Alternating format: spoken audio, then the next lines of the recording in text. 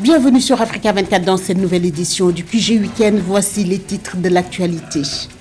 À Madagascar, le président sortant André Rajoelina a été élu avec 58,96% des voix, une réélection confirmée par la Haute Cour constitutionnelle ce vendredi 1er décembre, qui a rejeté les recours en annulation de l'opposition. Au Burkina Faso, des milliers d'hectares de forêt ont été perdus entre 1992 et 2014, soit 47,5% du parc forestier. Le pays est à la recherche de solutions pour la préservation des forêts sur l'ensemble du territoire. Et puis la sélection malienne des U17 remporte la médaille de bronze au championnat du monde de football des moins de 17 ans. Face aux Argentins, les Maliens se sont imposés 3-1. Mais tout d'abord, en Guinée-Bissau, le président Umaru Sissoco Embalo a dénoncé ce samedi 2 décembre une tentative de coup d'État suite aux affrontements qui ont secoué Bissau, la capitale, dans la nuit de jeudi à vendredi.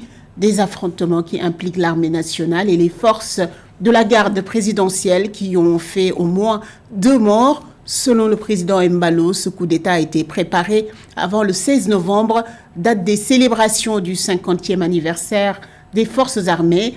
L'armée a toutefois pris le contrôle après une nuit agitée et le commandant de la garde nationale, le colonel Victor Tchongo, a été arrêté. À noter que le président Embalo dirige le pays depuis 2020. Il a annoncé qu'une commission d'enquête sera constituée dès ce lundi.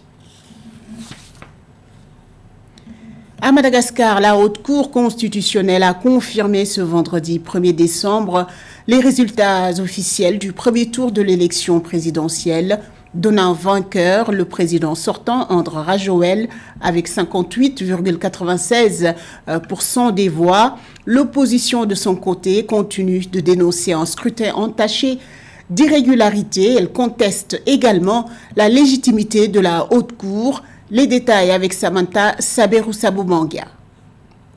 Comme annoncé samedi 25 novembre 2023, la Haute Cour constitutionnelle HCC malgache a définitivement validé vendredi 1er décembre 2023 la victoire d'André Rajoelina au premier tour de l'élection présidentielle du 16 novembre. Selon les résultats définitifs proclamés par la HCC, le président sortant a reçu au total 58,96% des suffrages exprimés, dépassant ainsi le seuil de la majorité absolue de 50% pour éviter un second tour. Sans surprise, la HCC a donc confirmé la réélection du président André Rajoelina. Cela donc va permettre au président sortant de pouvoir poursuivre ce qu'il a entamé lors du premier quinquennat. Pour autant, il y a encore une très grande expectative de savoir comment va se positionner l'opposition et comment la crise va être gérée à Madagascar.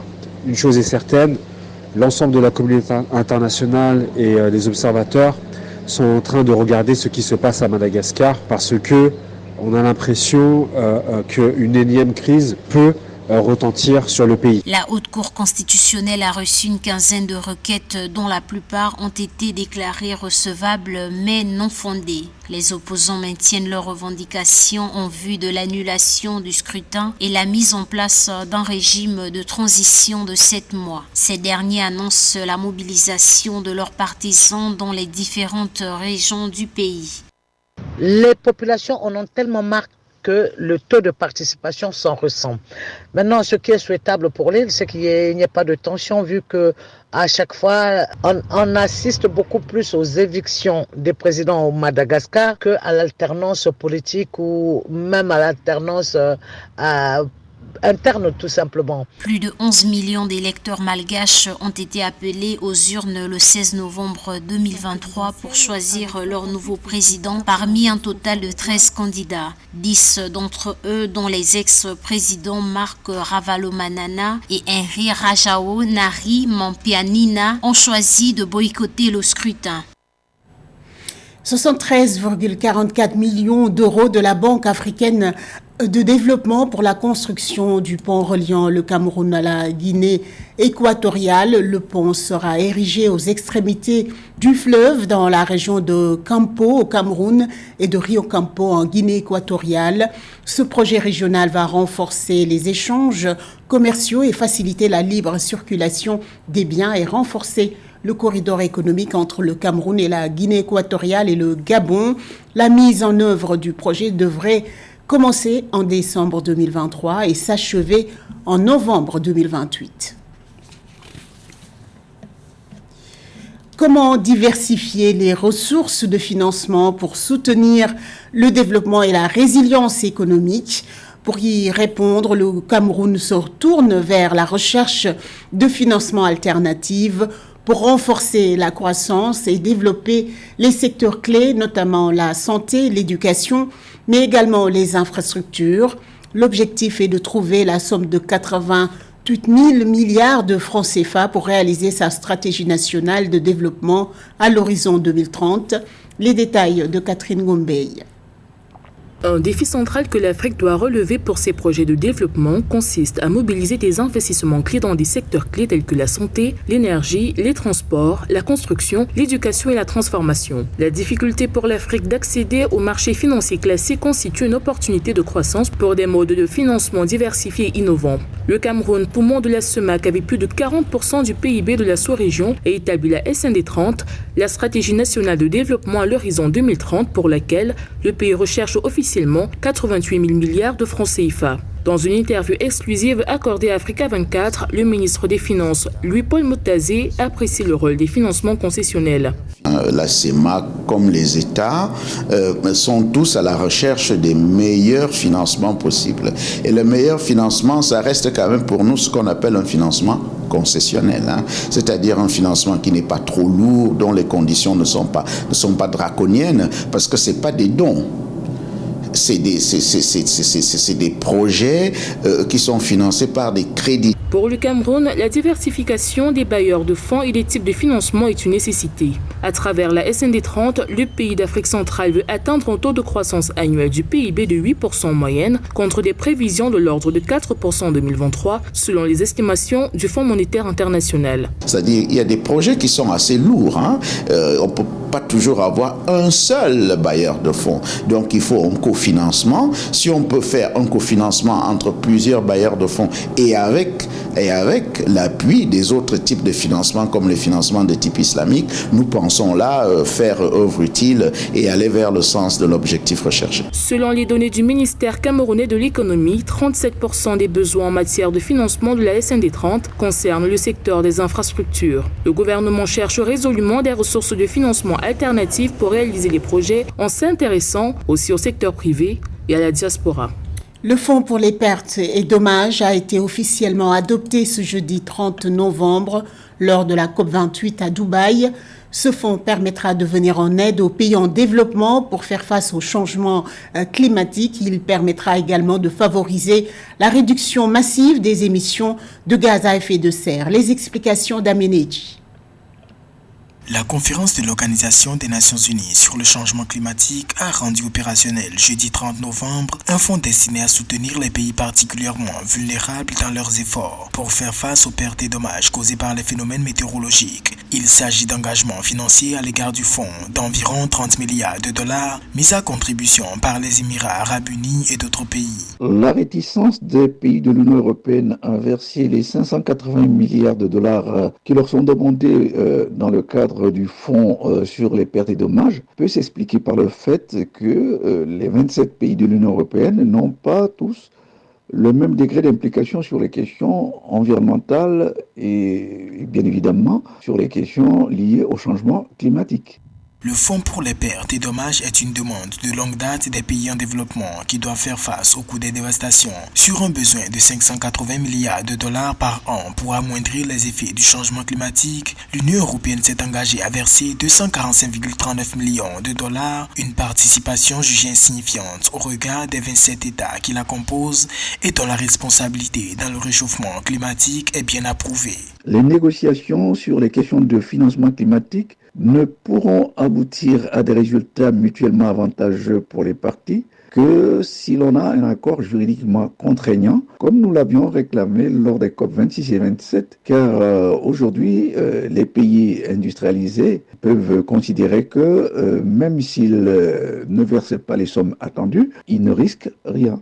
Rappelons que la précédente COP27, tenue les 7 et 8 novembre 2022 en Égypte, avait vu des progrès en matière d'adoption, des promesses et dont d'un montant total de plus de 230 millions de dollars ont été faites en vue d'aider les communautés vulnérables à s'adapter au changement climatique grâce à des solutions d'adaptation concrètes. Entre 1992 et 2014, le Burkina Faso a perdu 47,5% de ses forêts selon le ministère de l'Environnement, de l'Énergie, de l'Eau et de l'Assainissement. La préservation des forêts est devenue ainsi une priorité gouvernementale pour lutter contre cette déforestation massive, une déforestation qui est provoquée par de nombreux facteurs liés à l'exploitation non réglementée des forêts, à la démographie, mais aussi au changement climatique. Les précisions dans ce sujet de Philoméntine. La déforestation galopante, résultat d'une combinaison de facteurs tels que l'expansion agricole, l'exploitation forestière non durable et les pressions démographiques croissantes, soulèvent des préoccupations majeures quant à l'avenir de la biodiversité et du climat. Entre 1992 et 2014, la superficie forestière du Burkina Faso a diminué de manière spectaculaire. Le pays a ainsi perdu près de 47,5% de ses forêts, soit près de la moitié de celle-ci en 22 ans selon le ministère de l'Environnement, de l'Énergie, de l'Eau et de l'Assainissement. Évidemment, un tel niveau de déforestation ne peut être que déplorable. Il est désormais connu du grand public que les forêts constituent de grands réservoirs de gaz à effet de serre. Il y a donc urgence pour chaque État de cerner les enjeux de l'environnement et trouver des solutions pour lutter efficacement contre le changement climatique. En dépit de la perte enregistrée dans le secteur forestier, un tiers des paysages sont dégradés au Burkina Faso, notons auprès du Bureau de la coordination des affaires humanitaires des Nations Unies. Il n'est donc plus possible d'utiliser plus de 9 millions d'hectares de terre consacrés autrement à l'agriculture au Burkina Faso. Les pouvoirs publics ne devraient pas se pencher uniquement sur l'élaboration des lois et réglementations. Ils devraient surtout mener des démarches de concertation avec les communautés locales afin de trouver les mesures compensatoires, les mesures de remplacement qui ont pour objectif final d'atténuer l'utilisation excessive de la ressource forestière. Sans oublier, bien évidemment, la mise en place de programmes de reboisement. Selon les projections, la dégradation des forêts au Burkina Faso va se poursuivre au rythme de 360 000 hectares par an. Pour la sauvegarde de sa biodiversité, le pays a adhéré depuis 2013 au processus de réduction des émissions de gaz à effet de serre issues de la déforestation et de la dégradation, prenant en compte le rôle de la gestion durable des forêts, de la conservation et du renforcement des stocks de carbone forestier.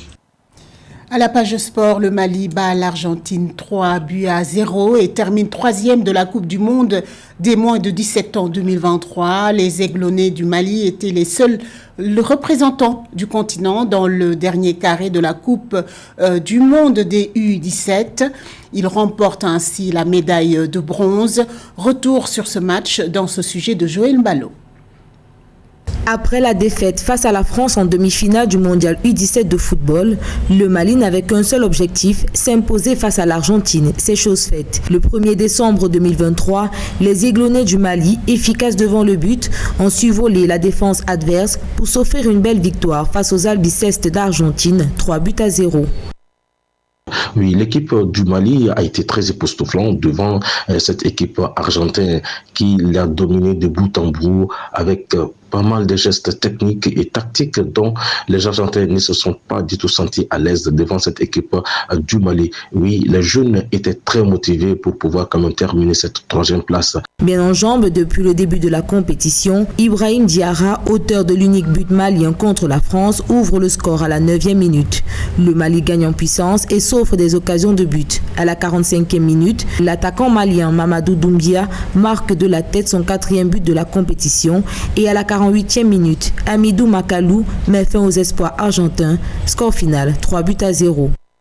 lors du premier but marqué par le capitaine Ibrahim Diarra, les joueurs maliens se sont allés s'agenouiller, mettant leurs mains derrière le dos pour demander pardon à la population malienne.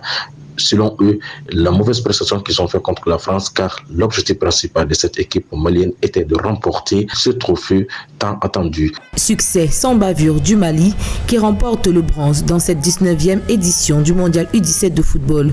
Une deuxième médaille après la finale perdue en 2015 contre le Nigeria. Ce journal a été réalisé par l'ensemble de la rédaction. Merci pour votre fidélité. Dans un instant, une nouvelle édition de l'information sur Africa 24.